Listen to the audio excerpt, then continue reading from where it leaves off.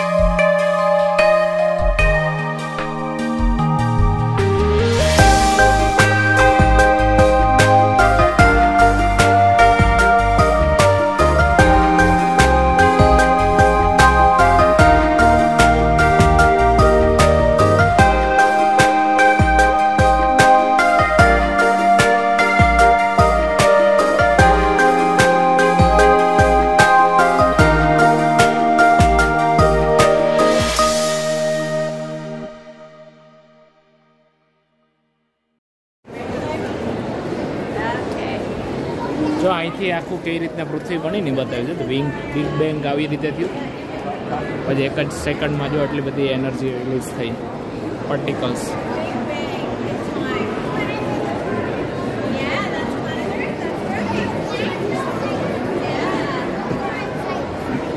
કયું આમાં ઉતરો?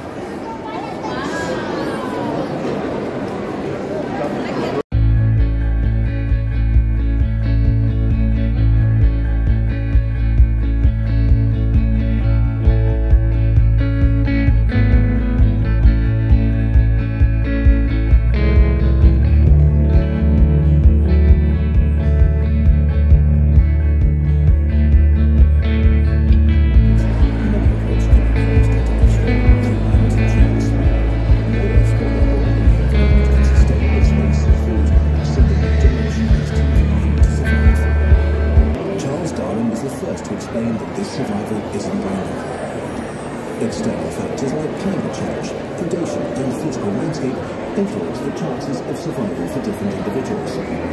Those individuals that possess traits especially well suited to their environment are likely to produce more offspring and less beneficial traits rarer over time.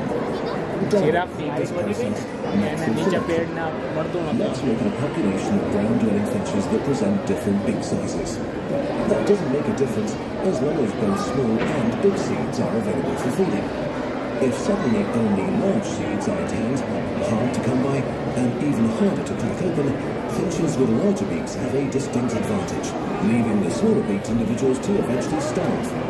Over time, finches with larger beaks will leave more offspring than those with small beaks. This process continues as time goes by and circumstances change. That way, evolution by means of natural selection has shaped and continues to shape life on Earth.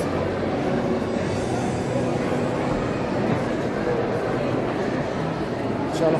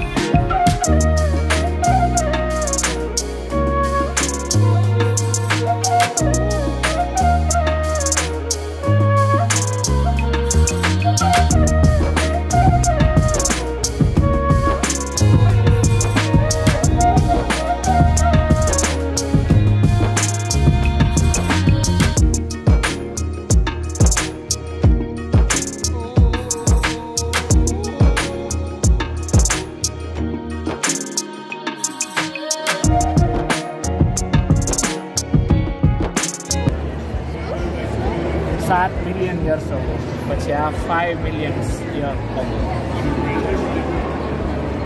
3 million years ago, 2 million years ago, 2 million years ago, 2 million, 400 years, 400,000 years ago, 50,000. અને અત્યારનો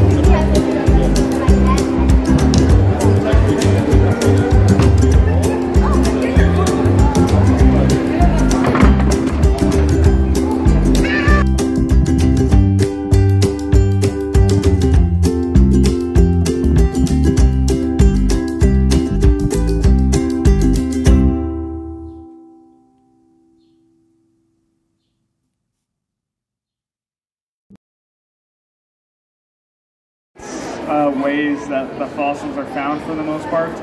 So one is somebody will randomly find a fossil. So let's say somebody goes out for a hike, and like this could be anybody.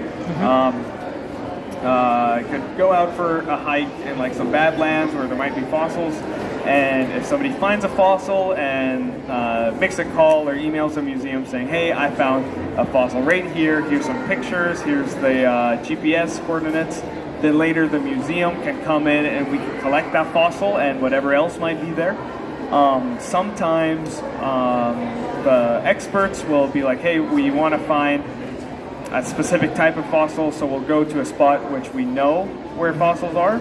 So maybe we're looking for a horned dinosaur, we'll go to a specific layer of rock at a specific valley that we find those in. Or something that happens a lot more frequently now is what we call industry finds. So industry finds is when industries like construction that's digging through the ground, or oil sands that are digging, or mining operations, because they're digging through the ground, they're exposing rocks, and if they find a fossil and notify us, then we can come in and collect those. And those fossils tend to be really good condition ones because they're in the ground, so they haven't been out and like exposed to weather and stuff. So yeah, I'd say those are the three major ways that we find dinosaur fossils. Thank you.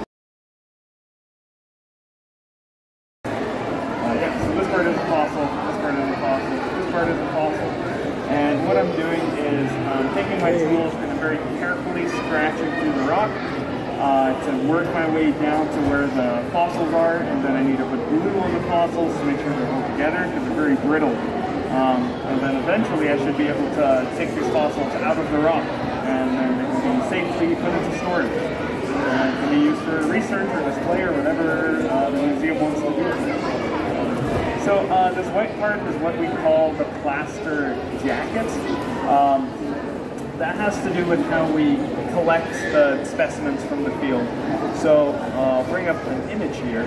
When we find a fossil in the ground, we'll just dig at the surface, and that way we can see what the fossil is and where it is in the ground. Then we'll dig a little trench around it, but we make sure to leave a little pedestal of rock underneath, because that's going to keep it safe. Then we go and put the plaster on, and we want to make sure to not only plaster the fossil, but we also want to plaster the rock, because the fossil itself is very brittle, so if we were to try to take the fossil out and put that in the jacket, it would just break and we would lose it. So we need to make sure to have a bunch of the rock that's going to hold that together. Then we undercut it, and we give it a little clip and put a thin layer at the top. So that means that what we're looking at here, we are looking at the bottom up of the fossil, and this part down here is what would have been at the surface. And that's why when we're digging through these, we have so much rock at the top here, because this is actually that bottom pedestal, and we have all that to keep the fossil safe.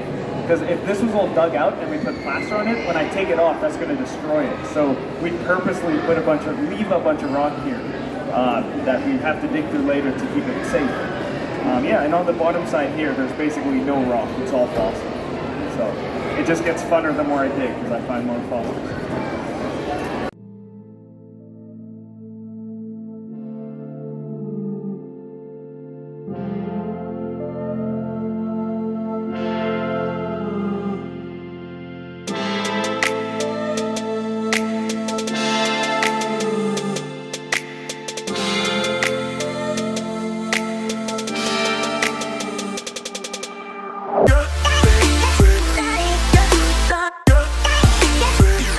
Yeah.